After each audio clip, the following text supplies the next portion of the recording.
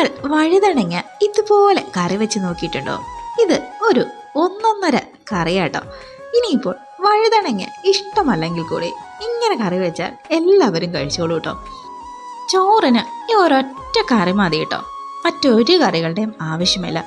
വയറ് നിറയെ കഴിക്കാൻ ഇതൊന്നും മതി കേട്ടോ. എന്നാൽ പിന്നെ ഇതെങ്ങനെയാണ് ഉണ്ടാക്കുന്നതെന്ന് എളുപ്പത്തിലൊന്ന് കണ്ടു നോക്കിയാലോ. അതിനായി ഞാനിവിടെ ഒരു പാൻ ഒന്ന് അടുപ്പത്ത് വെച്ചിട്ടുണ്ട് കേട്ടോ. അതിലേക്ക് 1 ടേബിൾ സ്പൂൺ വെളിച്ചെണ്ണ ചേർത്ത് കൊടുക്കാം കേട്ടോ.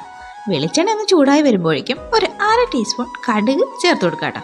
കടുകൊന്ന് പൊട്ടി വരട്ടെ. അപ്പോഴേക്കും നമുക്ക് ഒരു 1/2 ടീസ്പൂൺ ഉലുവയും കൂടെ ചേർത്ത് കൊടുക്കാം കേട്ടോ. കൂടെ തന്നെ ഒരു 1/2 ടീസ്പൂൺ ചെറിയ ജീരകവും കൂടെ ചേർത്ത് കൊടുക്കാം കേട്ടോ.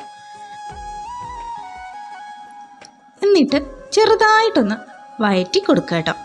കൂടെ തന്നെ അതിലേക്ക് ഒരു വറ്റൽ മുളക് ഇതുപോലെ 2ആയിട്ട് കട്ട് ചെയ്ത് ഇട്ട് കൊടുക്കാം കേട്ടോ. അതിൻ്റെ കൂടെ ഒരു വലിയ സവാള ഇതുപോലെ ചെറുതായിട്ട് അരിഞ്ഞ് ചേർക്കണം കേട്ടോ. ഞാനിത് ചോപ്പറിൽ വെച്ചിട്ടാട്ടോ അരിഞ്ഞത്. സവാള ചെറുതായിട്ടൊന്ന് വഴറ്റി കൊടുക്കാം കേട്ടോ. ഒരുപാടങ്ങ് ബ്രൗൺ നിറമൊന്നും ആവണ്ട. അതിന് കുറച്ച് ഉപ്പും കൂടെ ചേർത്ത് നമുക്കൊന്ന് വഴറ്റിയെടുക്കാം കേട്ടോ. ഒന്ന് വെന്ത് കിട്ടിയാൽ മതിയാവും കേട്ടോ. ഒരുപാടങ്ങ് ബ്രൗൺ നിറത്തിലൊന്നും എത്തണ്ട. ഇതുപോലെ ചെറുതായിട്ടൊന്ന് വാടി വരുമ്പോഴേക്കും അതിലേക്ക് ഒരു 10-15 ചെറിയ ഉള്ളി ചേർത്ത് കൊടുക്കാം കേട്ടോ. ഈ ചെറിയ ഉള്ളി നിങ്ങളുടെ കയ്യിലിരിക്കുന്ന ഒരുപാട് വലുതാണെങ്കിൽ 2ആയിട്ടൊന്ന് കട്ട് ചെയ്ത് ചേർത്താൽ മതിയാവും കേട്ടോ.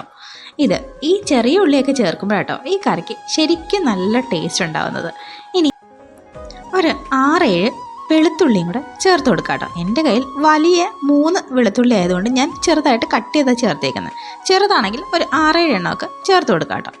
ഈ വെളുത്തുള്ളിയും ചെറിയ ഉള്ളിയൊക്കെ ആട്ടോ ഈ കറിക്ക് നല്ല ടേസ്റ്റ് കൊടുക്കുന്നത്. അതും കൂടെ ഒന്ന് വാടി അങ്ങോട്ട് വരുമ്പോഴേക്കും അതിലേക്ക് ഒരു വലിയ തക്കാളി ഇതുപോലെ ചെറുതായിട്ട് അരിഞ്ഞ് ചേർത്ത് കൊടുക്കാം കേട്ടോ.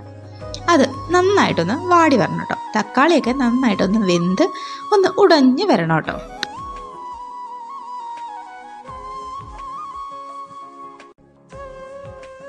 ഏതാണ്ട് ഈ പരുവൊക്കെ എത്തുമ്പോഴത്തേക്കിനും നമുക്കിതിലേക്ക് പൊടികൾ ചേർത്ത് കൊടുക്കാം കേട്ടോ. അതിനായി ഒരു 1/2 ടീസ്പൂൺ മഞ്ഞൾപ്പൊടിയും അതിൻ്റെ കൂടെ 1 ടേബിൾ സ്പൂൺ മുളക് പൊടിയും പിന്നീട് 1 ടേബിൾ സ്പൂൺ മല്ലിപ്പൊടിയും അതിൻ്റെ കൂടെ തന്നെ 1 ടേബിൾ സ്പൂൺ സാമ്പാർ പൊടിയും കൂടെ ചേർത്ത് കൊടുക്കാം കേട്ടോ. ഈ സാമ്പാർ പൊടി ചേർക്കുമ്പോൾ ഈ കറിക്ക് ഒരു പ്രത്യേക ടേസ്റ്റും സ്മെല്ലൊക്കെ ഉണ്ടാവും കേട്ടോ. അപ്പം ഇത് നന്നായിട്ടൊന്ന് വഴറ്റിയെടുക്കാം കേട്ടോ. ഈ പൊടികളുടെയൊക്കെ പച്ചമണമൊക്കെ നന്നായിട്ടൊന്ന് മാറി വരണം കേട്ടോ.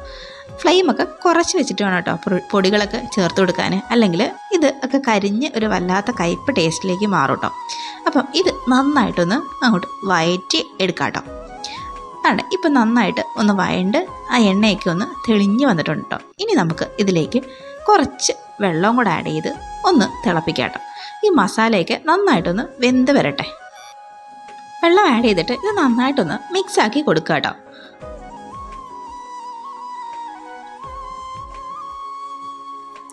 ഇതിപ്പം നന്നായിട്ട് തിളച്ച് ആ എണ്ണയൊക്കെ ഒന്ന് തെളിഞ്ഞ് വന്നിട്ടുണ്ട് കേട്ടോ. ഇനി നമുക്കിതിലേക്ക് കുറച്ച് പുളിവെള്ളം ആഡ് ചെയ്ത് കൊടുക്കാം കേട്ടോ. ഇതൊരു നെല്ലിക്ക വലുപ്പത്തിനുള്ള പുളി എടുത്ത് അതിൻ്റെ നീരെടുത്തതാട്ടോ. അപ്പം അതും കൂടെ ഒന്ന് ചേർത്ത് കൊടുക്കാം കേട്ടോ. അതൊന്ന് നന്നായിട്ടൊന്ന് മിക്സാക്കി എടുക്കാം കേട്ടോ. കൂടെ തന്നെ കുറച്ച് വെള്ളവും കൂടെ നമുക്ക് ആഡ് ചെയ്ത് കൊടുക്കാം കേട്ടോ. അതിനകത്ത് നമ്മുടെ വഴുതനങ്ങയൊക്കെ വേവാനുള്ളതാണ്. അപ്പം കുറച്ച് വെള്ളം കൂടെ ചേർത്തിട്ട് വേണം കേട്ടോ ഇത് വേവിച്ചെടുക്കാൻ.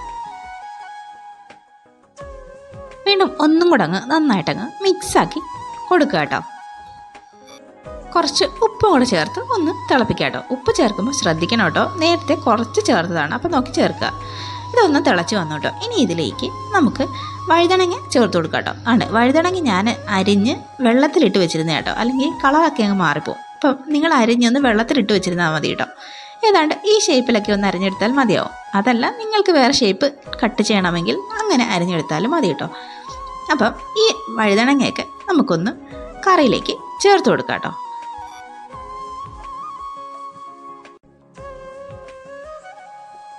ഈ നല്ല വ്യത്യസ്തമായ വഴുതനങ്ങ കറിയാട്ടോ ഇത്. ഒരു പ്രത്യേക ടേസ്റ്റിലാണ് നമുക്ക് ഈ കറി കിട്ടുന്നത്. അത്യാവശ്യം നല്ല എരിവും പുളിയും ഒക്കെ ഉള്ള ഒരു കറിയാട്ടോ. അപ്പം നല്ലൊരു ടേസ്റ്റ്, എനിക്ക് നല്ല ഇഷ്ടമുള്ളൊരു കറിയാട്ടോ. അപ്പോൾ എല്ലാവരും ഒന്ന് ട്രൈ ചെയ്ത് നോക്കണം. നമ്മുടെ വഴുതനങ്ങ എല്ലാം ഒന്ന് ചേർത്ത് കൊടുത്തിട്ടുണ്ട് കേട്ടോ. ഇനി അത് ഒന്ന് മൂടി വെച്ച് ഒന്ന് വേവിച്ചെടുക്കാം. ഒരു 15 മിനിറ്റ് കൊണ്ടൊക്കെ ഇത് നന്നായിട്ട് വെന്ത് കിട്ടും കേട്ടോ. ഇടയ്ക്കൊന്ന് തുറന്ന് അതിൻ്റെ ഉപ്പൊക്കെ ഒന്ന് ചെക്ക് ചെയ്യണം കേട്ടോ. അപ്പോൾ താണ്ടെ 15 മിനിറ്റൊക്കെ കഴിഞ്ഞിട്ടുണ്ട്. നമ്മുടെ കറിയൊക്കെ നല്ല സൂപ്പറായിട്ട് സെറ്റായിട്ട് വന്നിട്ടുണ്ട് കേട്ടോ. നല്ല അടിപൊളിയായിട്ട് കുറുകി വന്നിട്ടുണ്ട് കേട്ടോ. നല്ല കുറുകിയ ചാറോട് കൂടിയ കറിയാട്ടോ ഇത്.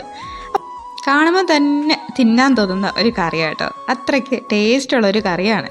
ഇനി ഇതിലേക്ക് കുറച്ച് കറിവേപ്പിലയും കൂടെ അങ്ങോട്ട് ഇട്ട് കൊടുക്കുക. ഒരു നല്ലൊരു മണത്തിനും ഒക്കെ നല്ലതാണ് കേട്ടോ. അപ്പം ഈ കറിവേപ്പിലയും കൂടെ ഇട്ട് കൊടുത്തിട്ട് ഇനി കുറച്ച് ശർക്കരയും കൂടെ ഒന്ന് ചേർത്ത് കൊടുക്കണം കേട്ടോ. ഇത് മറക്കാതെ ഒന്ന് ചേർത്ത് കൊടുക്കണം കേട്ടോ. നല്ലൊരു പുളിയും എരിവൊക്കെ ഒന്ന് ബാലൻസായി അത്യാവശ്യം നല്ലൊരു ടേസ്റ്റിൽ കിട്ടും കേട്ടോ ഈ ശർക്കര ചേർക്കുമ്പോൾ. അപ്പം ഈ ശർക്കര ഇതിന് ടേസ്റ്റ് വർദ്ധിപ്പിക്കും കേട്ടോ. അങ്ങനെ നമ്മുടെ കറി ഇവിടെ റെഡി ആയിട്ടുണ്ട് കേട്ടോ. അപ്പം എല്ലാവരും ഒന്ന് ട്രൈ ചെയ്ത് നോക്കിയിട്ട് അഭിപ്രായം ഒന്ന് പറഞ്ഞേക്കണേ, ഒന്ന് കമൻറ്റ് ബോക്സിൽ ഇട്ടേക്കണേ. കൂടെ തന്നെ ഈ ചാനലും കൂടെ ഒന്ന് സബ്സ്ക്രൈബ് ചെയ്ത് ഒന്ന് സപ്പോർട്ടും കൂടെ ചെയ്തേക്കണേ.